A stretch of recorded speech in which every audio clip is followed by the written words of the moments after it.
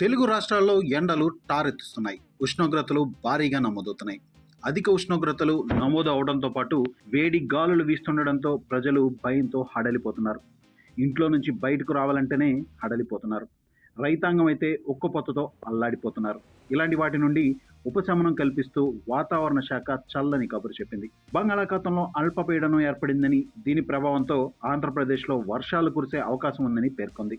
మరోవైపు తూర్పు గాలులని ద్రోణి ఇప్పుడు నైరుతి బంగాళాఖాతంలోని అల్పపీడన ప్రాంత కేంద్రం నుండి ఉత్తర తమిళనాడు, రాయలసీమ, ఉత్తర అంతర్గత కర్ణాటక మీదుగా మరాఠ్వాడా వరకు సముద్ర మట్టానికి 0.9 కిలోమీటర్ల ఎత్తులో విస్తరించి ఉంది.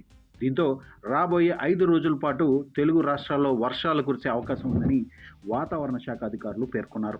ఉత్తర కోస్తా ఆంధ్రప్రదేశ్ యానాంలో బుధవారం తేలికపాటి నుండి మోస్తరు వర్షాలు లేదా ఉరుములతో కూడిన జల్లులు 1 లేదా 2 చోట్ల కురిసే అవకాశం ఉందని వాతావరణ కేంద్రం పేర్కొంది. ఉరుములతో కూడిన మెరుపులు, ఈదురుగాలులు గంటకు 30 నుండి 40 కిలోమీటర్ల వేగంతో వీచే అవకాశం ఉంది.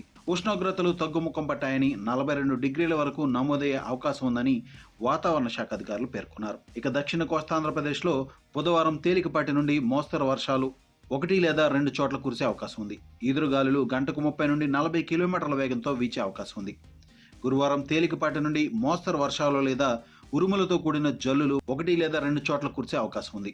ఈదురుగాలులు గంటకు 40 నుండి 50 కిలోమీటర్ల వేగంతో వీచే అవకాశం ఉంది. ఇక ఉష్ణోగ్రతల విషయానికి వస్తే 42 డిగ్రీల వరకు నమోదయ్యే అవకాశం ఉంది.